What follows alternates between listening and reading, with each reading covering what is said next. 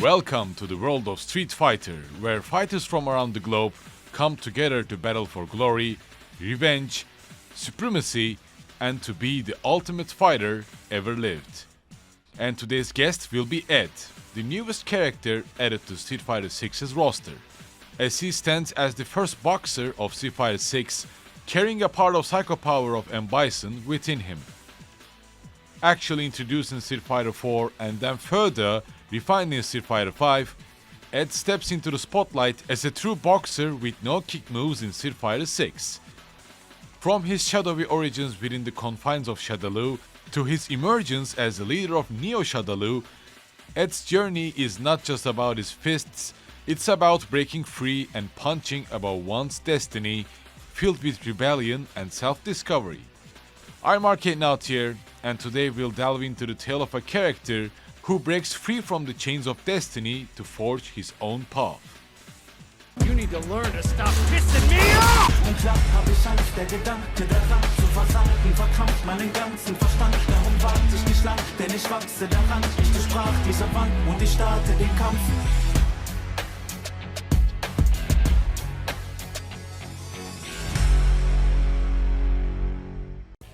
Ed is not just here to win a tournament, he is on a quest for identity, autonomy, and purpose. His story is a dark tapestry of ambition, the struggle for freedom from the clutches of destiny predetermined by nefarious Shadaloo organization. Born from the sinister machinations of Shadaloo, Ed was engineered to be a potential vessel for the soul of M. Bison. In Street Fighter 4, Ed's presence is felt rather than directly observed. Ed is one of the many children kidnapped by Shadaloo to serve as a potential vessel for Bison's soul. And particularly through Rose's Street Fighter 4 ending, we catch our first glimpse of Ed. As Rose defeats Ed, she gets ambushed by M. Bison, and there we see visions of M. Bison's ambitions and Shadaloo's experiments. Kidnapped by Shadaloo to serve as one of many spare bodies for M. Bison. Ed's early life is marked by manipulation and looming shadow of a destiny not of his choosing. Although Ed was seemingly rescued by Seth from the clutches of Shadaloo, the mark of Shadaloo on Ed's hand convinced Seth that Ed might have further use after all. The mark of the Shadaloo on his hand, along with his ability to wield a small amount of psycho power, sets the stage for Ed's eventual rebellion against his fate as merely a vessel for M. Bison's soul. Ed's story takes a significant turn during the events of Super Street Fighter 4, through the arcade ending of Balrog. After the Balrog's confrontation against Ed, Ed is found by Balrog in the ruins of Sin Laboratory, with Ed's life forever changed. Initially overlooked by Balrog, as he was more interested in treasures of Sin Laboratory, but Balrog was intrigued with Ed's potential as the glowing Shadaloo symbol on Ed's hand catches Balrog's attention. This moment marks the beginning of an unlikely alliance, with Balrog rescuing Ed from the crumbling laboratory. Despite Ed's claim of having no abilities, Balrog actually saw potential in Ed, setting the stage for a complex relationship that would influence much of Ed's journey. Setting the stage for a complex relationship that would influence much of Ed's journey. Despite Balrog being a self-serving character, he saw this as an opportunity, possibly envisioning how Ed's power could be exploited for his personal gain. From that point, Balrog teaches Ed how to fight in boxing style, as two of them start taking contracts from people like Urien in the events of Street Fighter 5. However, this act inadvertently sets Ed on a path towards eventual freedom and self-discovery. As we leap into Street Fighter 5, Ed's narrative arc takes a dramatic turn. No longer a background figure, he emerges as a fully playable character added as one of the DLCs, fighting against his rivals in a boxing style while using his psycho power abilities obtained through Shadaloo's experiments. However, you might wonder here how Ed turned into a full adult, although there are only 3 years between the events of Street Fighter 4 and 5, right? As prior to the events of Street Fighter 5, Ed's body was quickly aging under the effects of psycho power, but before delving deeper into his story during Street Fighter 5 and 6, Let's talk about how Ed's created and the concept behind him. According to the director of Street Fighter 6, Takayuki Nakayama, Ed's name actually comes from the word ED, abbreviation for ending, a term used in anime production to refer to the ending scenes and music. Nakayama referred to him as the ED boy in a note, which was quite misinterpreted by the designer as being his name.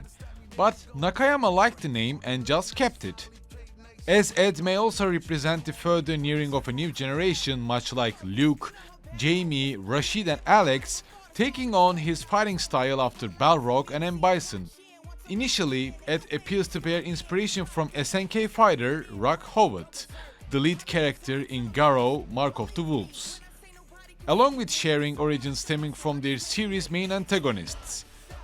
Rock was depicted in his ending to a morally ambiguous path of helping his uncle, similar to Ed's Neo Shadaloo. And last but not least, it seems like Ed's unique control scheme in Street Fighter V was designed as practice for Street Fighter 6's modern controls. Also explaining why Ed's move list seemed a bit shallow when compared to other characters of Street Fighter V. And if we were to go back to the events of Street Fighter V, during his life with Balrog, Ed started to have nightmares, grappling to with his identity and the remnants of M. Bison's influence. Despite finding refuge with Balrog, Ed is plagued by nightmares, a side effect of the psychopower within him and his rapid aging into a teenager. As he was quickly aging day by day, Ed even had difficulties finding clothes around this time. And before having his own character story and development, Ed started to appear as a guest character, shaping the world of Street Fighter, starting with Charlie Nash. However, to keep things easier to understand, I will try to talk about each and every scene in chronological order. Starting with Balrog taking contracts from Urien while keeping Ed by his side. In China, Balrog and Ed meet up with Urien as their meeting is interrupted by Nekali to devour their souls. Urien tells Balrog to beat Nekali down for some reward money and then asks him to deliver the data of operation chains in exchange for his service at Shadaloo. During this time, Ed's encounter with Urien also highlights his inherited psychopowers as Balrog prompts him to demonstrate his abilities. Urien on the other hand easily counters Ed's psychopower abilities, learning that M. Bison's legacy continues in different individuals. As Urien, also intrigued at Ed's power, hints at broader implications of his psychopower inheritance. With Balrog and Ed traveled to India, where a fortune teller named Menat warned Ed of difficult times ahead. It is here that Ed first begins to confront the reality of his abilities and his past, aiding Balrog against formidable fighters like Guile and Zangief during the first part of his own character story. As they were in India, Ed was quickly found by resurrected Charlie Nash, who was then working for Urien to find the Shadaloo base and M. Bison. Nash's interaction with Ed further cements the latter's connection to Shadaloo, as Ed uses his psychopower defensively against Nash, just before Fang arrives to challenge Charlie Nash. However, the pivotal moment comes after the fall of Shadaloo, as Ed confronts the spirit of M. Bison in a nightmare. This confrontation leads to a physical and emotional clash with Balrog, revealing the depth of their bond and the complexities of their mentor-prodigy relationship. Balrog wakes up and asks him what was troubling him. Ed replies that he feared if they stayed together, Balrog would eventually get hurt, to which Balrog states that Ed is too weak to hurt him and that chumps like Ed should just shut up and follow orders. Angered and annoyed, Ed retorts that he's no chump and that Balrog is nothing without him, while at the same time remembering fonder times together when Balrog was training and praising him. This erupts into a fight between the two of them, with Balrog insisting that he can't hurt him. With the victory of Ed, Balrog in a very uncharacteristic moment expresses sadness by sobbing while he tries to hide behind his usual wall of toughness and anger, revealing that he didn't want Ed to leave and genuinely cared. Likewise, so did Ed, who leaves behind his only friend and paternal figure. And possibly around this time, Ed targets different Shadaloo bases, trying to find people like him, individuals who were targeted by the Shadaloo to be the next vessel for M. Bison's soul. During one of his assaults, Ed rescues Falke, another person who was experimented to be the vessel for M. Bison's soul. Quickly they teamed up to search for others like them in need of help, as Falke turning into like an older sibling for Ed.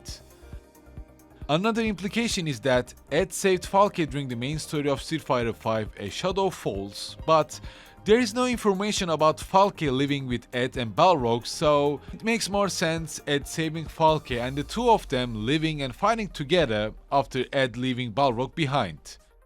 And as Ed being the leader, they both form an organization called Neo Shadaloo with the intent and goal to find help those who are victims of Shadaloo's experiments. And it has been mentioned repeatedly in storylines that both Ed and Falke utterly hated Shadaloo due to both being former replacements for M. Bison. As such, the group is considered to be very much against the original Shadaloo and benign in motivation. And besides Ed and Falke, there are also two additional members of Neo Shadaloo, a tall man with large, triangular curly hair and a gorilla named Baba Muvalimu, each carrying a different aspect of M. Bison's psycho power. Ed inherited M. Bison's ability to eject psycho power that lets him to use psycho abilities when fighting. Falke inherited M. Bison's ability to inject psycho power into objects. Baba Muvalimu inherited M. Bison's wisdom and high intelligence, and the last member, the triangular head guy called Cypher, inherited M. Bison's ability to teleport. And although Juri is not a full member, she works with Neo Shadaloo during the events of Street Fighter VI, as she captured the main character's rival Bosch and recovers the funds he stole to stop the Swalhall tournament. After forming Neo Shadaloo, Ed spars with his aide Falke, which he ends up getting defeated, complaining that she shouldn't be rescued by him if she was strong. Ed finally decides to rescue the others and needs to get stronger, which Falke decides to go with him, where they were confronted by the revived Seth, who mistakes Ed for M. Bison due to his psycho powers. And with these events, we see Ed in Metro City Subway in Street Fighter VI on a journey and a mission to free other Shadaloo Experiment subjects, appearing with a short temper and a foul mouth from Balrog, his former mentor. It seems like Ed has been working to take JP down, seeing through his lies, and to prevent him from turning Ed into his puppet leader for the revival of Shadaloo. As Neo Shadaloo hires Juri to capture Bosch and the stolen money, it seems like they used Bosch for psycho power related experiments so that he would represent the organization in the tournament. However, they were quite unaware that JP knew their movements and manipulated their actions into unknowingly help him reviving Shadaloo's legacy, albeit without Feng's notice as well.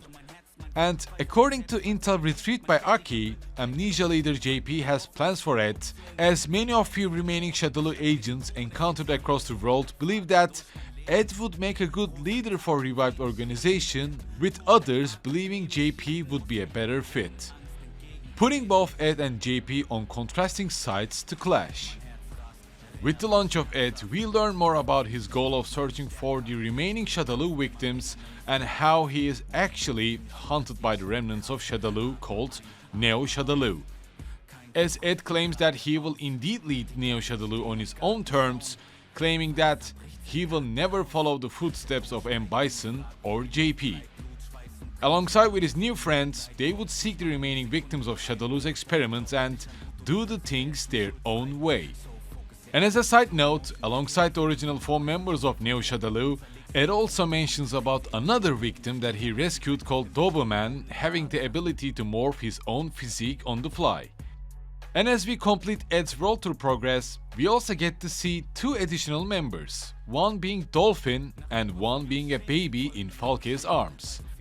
Their powers are unknown at this point, but it seems like Ed and Falke will be featured in the next generation of fighters in Street Fighter universe.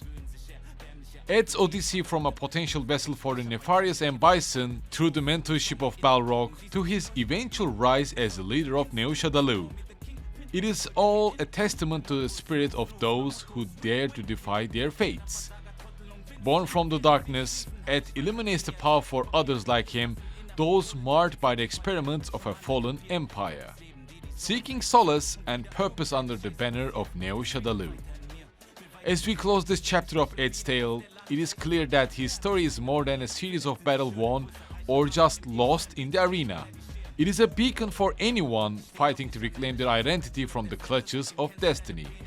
Ed stands as a reminder that even from the darkest of beginnings, light can emerge and paths to redemption are waiting to be walked. As he steps into the ring, not just as a fighter but as a symbol of new beginnings, Ed also challenges us all to fight for our destinies, to break free from the chains of our past, and to forge our own paths into the future. As always, thank you for watching today's video. Don't forget to join my Discord channel, and any humble support through Patreon and YouTube join are really appreciated. More will soon to come. Stay tuned. Bringe ich sie fürchterlich zum Weinen. Wie ein scharfes Katana sprühst du wie die Wörter in dich eindringen. Das ist eine Nachricht an mein früheres Ich. Die Zukunft macht dir große Angst, doch bitte fürchte dich nicht.